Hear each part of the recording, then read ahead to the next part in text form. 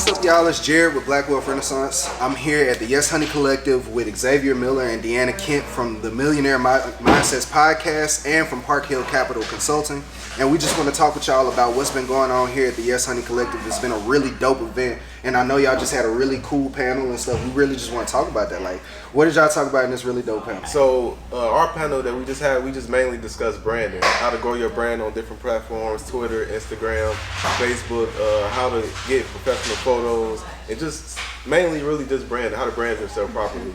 And two of our panel members were actually photographers, so they provided the audience like a lot of great information on how to make quality visuals that's really going to stand out on social media. Gotcha. And I know y'all were talking about just like how you form content and how you do strategy across different platforms and the way that just y'all even do your strategy. So can you go a little bit more into that, just like how different tips, you may have had for the conference or for the different people as far as how do you strategize your platform and your content? So each platform is different, so you have to treat it differently. Like you can't treat Instagram like Twitter, and you can't treat Twitter like Instagram. And what I mean by that is, so let's go prime example, Twitter. Twitter, as we know, is words. So you got, it's just words, whether it's information, entertaining, or stuff like that. So the thing with Twitter is you got to be consistent, and there's no limit to how many tweets that you can put out. Right. And compared to Instagram, when you get past about 2-3 posts a day, it's like, all right, that's enough now. You're doing too much. So you can't really treat them the same way. And Instagram is more about, like I said, the visuals. It's like what people are seeing with their eyes. That first 3 seconds is you got time to make an impact. And what does that visual look like? What is it catching their eye? And then you can go from there. So you got to master the visual, the storytelling on Instagram and on Twitter. Is like the same concept. Master the art of storytelling and being able to be informative or entertaining, whatever lane you want to decide to go in. For me, like I use Twitter as more as an outlet to like really talk to people and provide valuable information. So for that, I may be on there consistently throughout the day because I know people on Twitter, it's quick. You can just read something really quick and keep it going. So I'm focused on what I'm talking about, making threads and really engaging with people. On Instagram, my strategy is more so the visuals. So I make sure my pictures are nice. They're outside. They're showcasing me living my life and doing things. Even though I may still post like valuable like information throughout my Instagram feed, is just more strategic about the way I do it, and I try and focus on the visuals because I know that first and foremost is what's going to draw people in and make them go to my page and start to interact with me. And then once they get a feel for me and who I am, then they'll look for both. They'll look to see me, living my best life on Instagram, but they're also going to look for the information I'm giving out. So it's really just be strategic in the way you do it, but it's important that there's a difference between how you need to maneuver on the two. And one thing I heard y'all mention in the panel that I really wanted to talk about, because I feel like a lot of people don't talk about it, is investing in your content.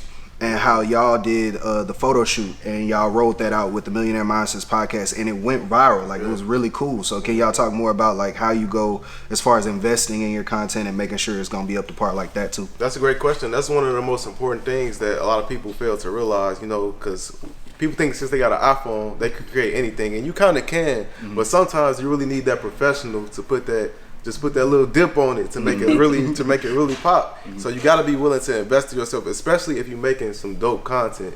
You know what I'm saying? Like I said, the professional, that's what they do. That's what they call professionals. They know how to make dope content. So you have to take that money you got, especially if you got a business. It's like investing in your business. You have to invest in your business by investing into your content. That's one of the most important things of your business, is having that important content, that dope content. Because good content it can never die. You can always repurpose it, redistribute it. If I do a dope video, a dope photo, a year later I could post it again and tell a story with it. That's the most important part that people forget, is the art of storytelling.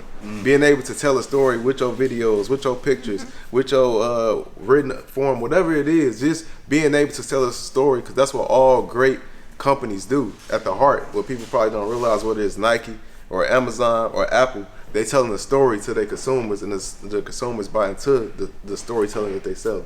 And just to add on to that, it goes beyond investing just into photographers and videographers, but another thing is your appearance. So that's the clothes you're wearing and how you're presenting yourself to the people who may see you, because even when you get offline, you're just out living your everyday life, that's still branding yourself. That's still showcasing yourself in your business, and people are looking, they're watching, they want to see what I see on social media. Does that match up what I see in person? So you gotta always be thinking about those different avenues, and just don't be afraid to just put the time and money into it, because it's gonna pay off. You're gonna see the returns as long as you do it the right way.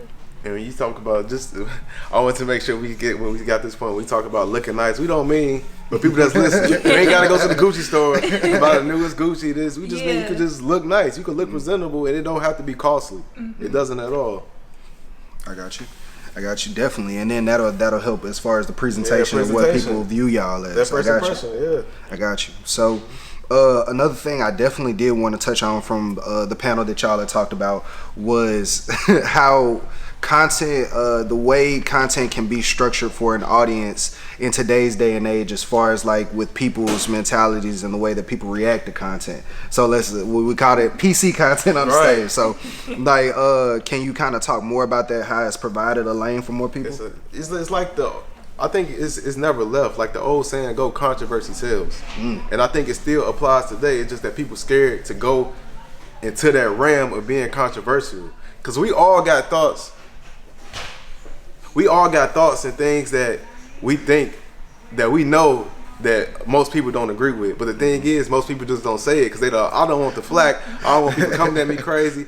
But if you thinking that, you're not the only one. You know what I'm saying? We all here. There's plenty of other people that's probably thinking the exact same thing, but nobody willing to go down that lane to get that flack. So sometimes you got to be willing to just be like, F it. I'm just going to express myself. As long as you know it's not going to hurt your bottom line, it ain't going to hurt your money or nothing like that, your livelihood, just go ahead and say it. Like, I say and the crazy part is, I say controversial stuff a lot, but I don't even think it'd be controversial. So it's like, I thought that was cool, but it ended up being controversial. But the thing, like they say, controversial sells. It's good. It's good market, because everybody being safe right now. Everybody saying the same stuff, just going down a safe lane. But it's like, nah, people want somebody to be like, hey, nah, man, speak real. Say something real. People want you to say that, so you can't be scared to do it.